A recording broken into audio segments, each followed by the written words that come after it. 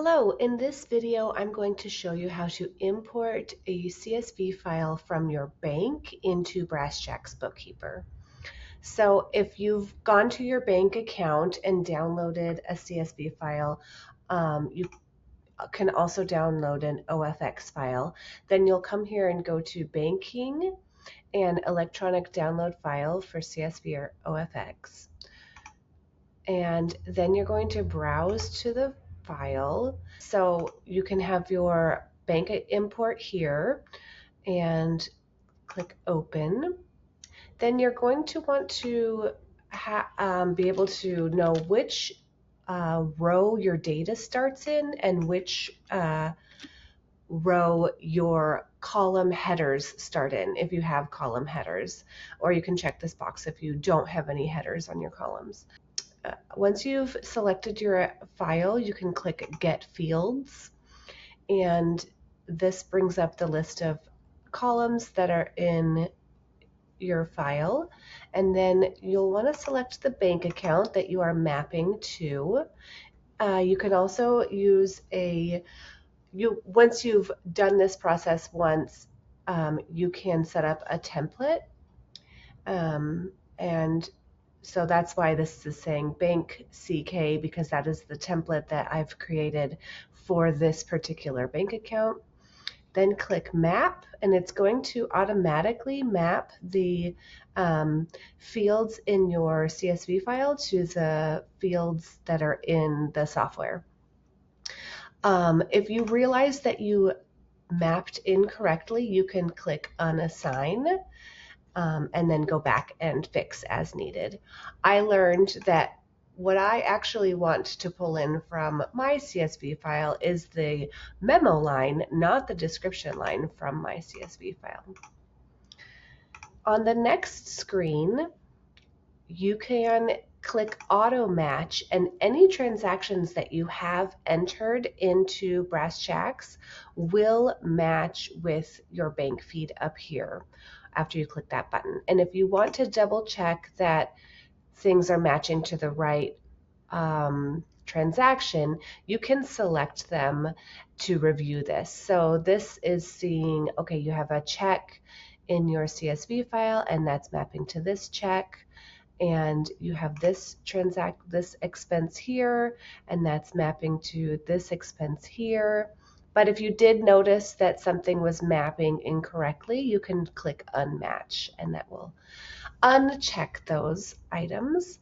In this screen, you can also click Presets and tell the software what you would like it to know about these descriptions. So when we click Add Preset, you can tell it that this, anytime you have Bayshore water in a description, that's going to be Bayshore water vendor. This does not allow you to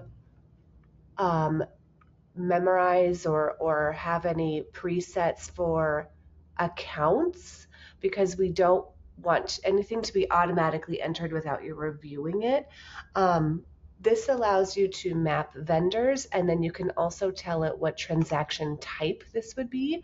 So for Bayshore water, this is a card.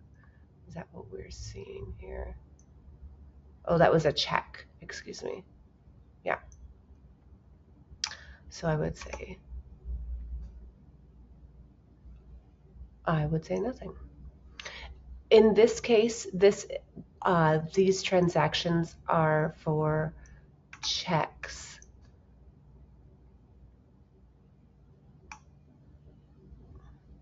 That is a bad example, because this is actually for a check. Okay, so we're going to get rid of that, and we're going to add one that makes sense. So adding a place where we actually would see a description come through. When we see Sana Lumbers and Builders, we're going to assign Sana Lumber and Building. And this type of transaction is a card transaction. And so now when this if we didn't have, like for example, this one up here that's not mapped, on the next screen it will have the card transaction type and also the vendor already filled in here. If this vendor did have an account tied to it, which you can set up in the vendor area, then that would automatically fill in here. So we'll just choose cost of goods sold there. So when you do have a card transaction, you do need to select which card it is for. In this case, it's our bank account, so it's only going to give us an option for a debit card because we know that this is not for our credit card. And then the department we'll say is landscaping. You'll go through your transactions and enter them as needed. And if anything you don't want to import, you can simply click this X and delete that line. And if you